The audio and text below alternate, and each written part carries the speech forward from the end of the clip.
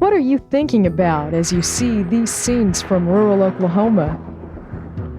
Are you thinking vacation? Or maybe just an overnight stop to get away from it all? It's clear that rural Oklahoma has much to offer the tourism industry. Its natural beauty and resources can be the perfect vacation spot. Not only do vacation seekers benefit, but those who live and work in rural Oklahoma have found an industry which takes just a little encouragement to flourish. How do you know if tourism will fit in your community? There are several things to consider. First, let's look at the pros. Tourism could provide a major source of income for the area. Tourism can also make services available that the community could not otherwise support. For example, fine restaurants that could not survive just on local business will thrive in a small town that has tourist traffic. And don't forget the jobs that are created by tourist attractions. But tourism may not work for all communities. You must decide if the risks outweigh the benefits. An exciting new tourist attraction is going to bring strangers into your community. Many tourist attractions are highly seasonal. You may have crowds of people in the summertime, but see few visitors during the winter. And finally, with more people, you get more traffic and trash, which without proper planning could lead to environmental deterioration. These are the questions that each community must answer for itself before a campaign for tourism is launched.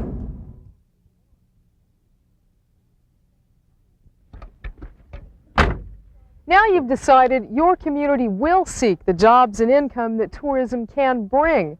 So it's time to get down to business. You can start by identifying 3 goals.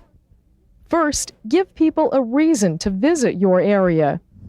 Wilburton capitalized on a great combination, Robbers Cave State Park and the lovely fall colors. We've had this beautiful park out here for many years, and the people of Wilburton don't really realize, or didn't really realize, what opportunities they had in this area for tourism. And so we tried to start something that would be in the off-season of the normal summer season for Robbers Cave State Park. With the Robbers Cave Fall Festival, they found a way to meet the second goal of extending the tourist season past the summer. Once visitors make the trip to Wilburton, they hope the beauty of the area will entice them to extend their stay, which is the third goal you'd like to meet. We just feel that it has helped to promote not only Robbers Cave State Park in the town of Wilburton, but southeastern Oklahoma and the beautiful mountains that we have down here to the rest of the world. And just how successful has the festival been?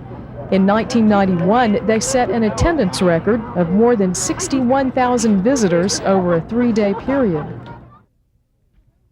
So those are the goals. Get the people here, extend your tourism season, and increase the length of visits by a day or 2. So now it's time to get it organized, get people involved, start thinking committees, spread out the duties. Many people are going to benefit, so many people should be involved. First, let's take a look at some of the committees you should have. First, you'll need promotions to market and advertise the tourism attraction. Next, a committee for special events to take charge of a specific festival or event and handle all the details. You'll need someone in charge of finances to find the money to support the overall tourism effort. Hospitality. This committee will make sure everyone is thinking customer service, how to welcome tourists to town. They may want to hold seminars to train local business persons, sales clerks, and anyone else who comes into contact with tourists. And finally, what about a visitor information center, a one-stop place supplying information for tourists? If you want your efforts to succeed, you need the committee system to share the workload and make sure all the bases are covered.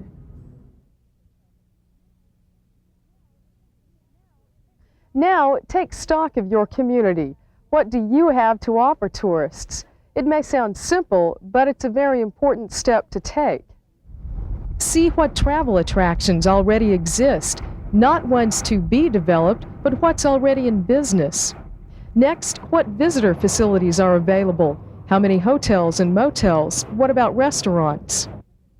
And take a good look at the community. What do you see? Rundown buildings and peeling paint? What will it take to fix up your hometown? Now you know what you've got to work with, so how do you build on that? Well, there are 4 options: festivals and events, natural resources, historical attractions, or recreation. Create festivals and events like the Fall Festival we've seen in Wilburton. It's relatively simple and doesn't take a big investment. What about natural resources in your area? Is there something you've taken for granted that tourists would love to see? Historical attractions are becoming much more popular, and you don't have to rely on the obvious ones. What about uncovering the hideouts and hangouts of famous outlaws and cowboys? You don't have to travel far in Oklahoma to find an outlet for recreation. With thousands of miles of shoreline, your job will be to capitalize and build on nearby recreational areas. Tourism is already big business in Oklahoma. More than $2 billion a year is spent by people traveling in this state. And you ought to be sharing in that. It's not that hard. All it takes is a little dedication and determination to bring the fruits of tourism to your community. Let's take a look at some examples of what has worked in Oklahoma. Our first example is an event, which can be either a one-time program or an annual event. All aboard Catoosa, next stop. The Homecoming Express was one of the most popular events of Oklahoma's Homecoming 90 celebrations. Take me back to Tulsa, I'm too young to marry. Take me back to Tulsa. As the express wound its way through Oklahoma's green country, there were several whistle stops, complete with speeches and brass bands, even a gunfight or two. We've got cars from the Cotton Belt Railway Historical Society that are 50, 60 years old. These cars were used as troop trains during World War II. Many of them have been refurbished, but they still tried to keep their old decor and make them look like they looked like back in the 30s and 40s. We've got some more modern cars on the train also, and from the Santa Fe. They've been well kept, and like the car we're in now, this is a dome lounge, and was used on cars like the Santa Fe Chief. Most of these cars have seen service on many of the famous railroads and the famous routes throughout the country. Before the Homecoming Express, excursion trains were a thing of the past in Oklahoma, but the turnout for that special tour showed how popular they could be. I think by the time we get finished, we will have very close to 4,000 people who will have ridden on the Homecoming Express. Thanks in part to the Homecoming Express, excursion trains are rolling once again throughout the state.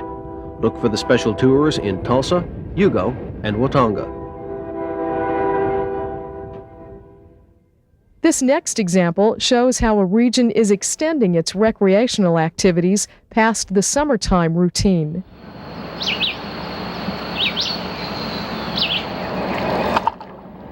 It's early on a warm, misty spring morning after an evening rain. The birds and bugs and frogs add harmony to the rhythm of the water. The symphony of Mother Nature is accompanied by the zing of lures being cast into the water. The Mountain Fork River, south of Beavers Bend State Park, has always been a favorite spot for fishermen, but its popularity has increased in the last 2 years, ever since the State Department of Wildlife Conservation started stocking rainbow trout. It's progressed real smoothly. We're not getting as much harvest as we would like to see. We're getting about a 55% return of the fish we put in. We'd like to see that go up to 75 or 80%. Or possibly higher, but it's still probably not as well known as some of the other trout streams like Blue River and the Illinois. The program was started to aid economic development in McCurtain County by attracting fishermen and tourist dollars. 2 years ago, we had the highest attendance this park has ever experienced, over 850,000 people. And last year, it tapered off a little bit, but it was still the second highest year that we've ever seen in people coming to Beavers Bend State Park. 70% of these visitors come from Texas, 5% from Arkansas and Louisiana, and the rest from Oklahoma, with increasing numbers from Oklahoma City and Tulsa. Businessman Jimmy George says the trout program has had a tremendously positive economic impact on the whole county. We have more repeat business than ever. Most of our business does come from Texas, so all of this money that's coming in is not recirculated money. It's money that's generated because of this program. In fact, George says his business has doubled every year since the trout stocking program began in January of 1989, and it's been especially good for off-season business. Whereas before our season was 3 to 4 months, now it's closer to 9 or 10 months. So it's definitely made a difference.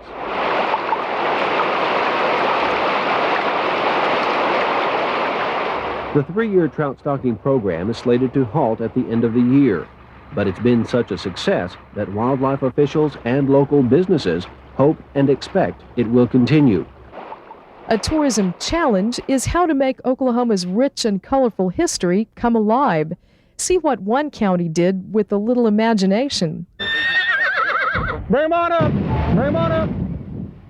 It was a scene the South Canadian River hasn't seen since the days of the Dalton Gang. Not a lot has changed in the 100 years since cattle drives were the only way to get cattle to market. What's different is these cattle aren't going to market. They're going to help a county revive its Western heritage. The reason that we started off was to raise some money to redo some old historical sites that we've got in Dewey County. And then it turned out to be more than that. It turned out to be a promotion for Western Oklahoma to let the rest of the people know that we've got something out here in Western Oklahoma that's not being utilized, and we really want to share it with the rest of Oklahoma, and for that matter, the rest of the Southwest. One of only 4 left in the nation, the 2-day drive down the South Canadian attracted close to 200 people, each one wanting to relive a little of the Old West. Something we've always wanted to do. We'd almost like to do it for a living instead of just 24 hours. So, kind of like they say, a fantasy or a thrill or whatever you want to call it. Now, while the cattle may be in their pen, the story doesn't stop here. The South Canadian Cattle Drive is more than just recreating the Old West. It's about creating a new West, one that's economically viable. What we're going to do is use this seed to go back to the people that's got some money and say, let's get some help, give us some expertise, and then we're going to go ahead and work to develop tourism. To have these festivals once in a while, it brings a little activity into town, lets people from out of town know we're here, and letting people know what we have here in Tologa. A team from OSU has been studying the work going on to revitalize Dewey County. They say the key to this area's future may be its past. We try to take advantage of the Western heritage. Many people say, oh, well, that area doesn't have anything. But actually, once we started the project, we discovered that there were so many heritages. Shu says for every tourist dollar spent, another 6 is generated in towns like this. And while tourism may not solve the whole problem, it may be at least part of the economic answer. Taking advantage of what's already available in your community. Well, that's how most regions are going to jump into tourism. See how Ponca City is building itself into a tourism destination spot. Have you taken a good look around your community? Is there something there you take for granted that would attract tourists? You don't necessarily have to go out and build an attraction. Find out what it is that your community offers and then begin to promote it. When Ponca City began exploring tourism for economic development, city leaders took inventory of their town.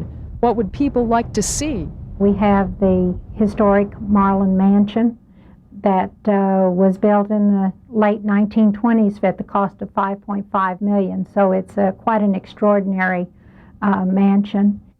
Ponca is also home to the 3rd largest cast bronze statue in the world, the famous Pioneer Woman. The city boasts of several museums and a downtown area filled with Art Deco-style buildings. But that's not all Ponca City found to offer tourists. Of course, Kaw Lake, which is just 8 miles east of town here, is a wonderful area to promote for camping and boating and fishing and hunting. After the inventory, the next step was to promote, get the word out. A hotel-motel room tax was passed to fund tourism activities, primarily in publicity. Absolutely, absolutely. Getting your word out and getting your information out into the hands of the people that will promote your community. To be honest, it took a couple of years before they saw real growth in tourist-related businesses, but it's paying off now with a 22% jump in room tax collections. I think that we've had a broader scope in promoting the community, and just everything finally coming together for us. And it takes a while to build your program, so you have to have a little patience, I'm sure. Their efforts are being rewarded as more than 900 people have jobs in the Ponca City area thanks to tourism.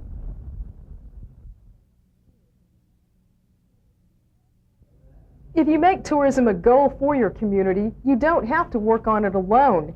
There are many people and resources available through several state agencies and associations. The Oklahoma Cooperative Extension Service is a good place to start.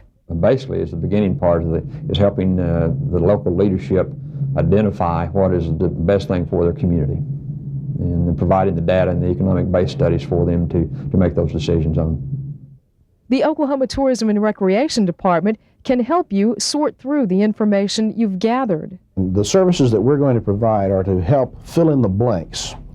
When John Q. Citizen out there decides he or she wants to establish a tourism business or attraction, we're going to be set up to where we can help them, give them some guidance in areas of have you thought about this? Have you taken an inventory? Have you done a marketing plan? And if they haven't, we're going to be prepared to help them. The Oklahoma Department of Commerce can help you network with other agencies. In a lot of cases, we do duplicate efforts, but we collaborate and cooperate in doing so that all are providing the assistance that might be needed the easiest way possible for the local community or the businessman involved in tourism. Don't overlook the help you can get close to home from your area development agency. We feel that tourism is an industry, and we feel that southeastern Oklahoma, which is our area, has a great potential to draw people from other parts of the country, and it has a great potential for tourism. The Oklahoma Association of Electric Cooperatives is helping by holding training sessions throughout rural Oklahoma, concentrating on expanding existing businesses. 90% of rural development occurs with existing businesses that expand. 10% are from new startups, many of which fail. And so we're trying to reach the people that already have some operating experience and want to grow.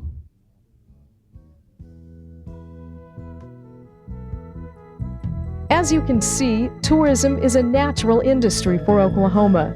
We hope this tape will help you take a second look at your community and the economic development opportunities which tourism may present.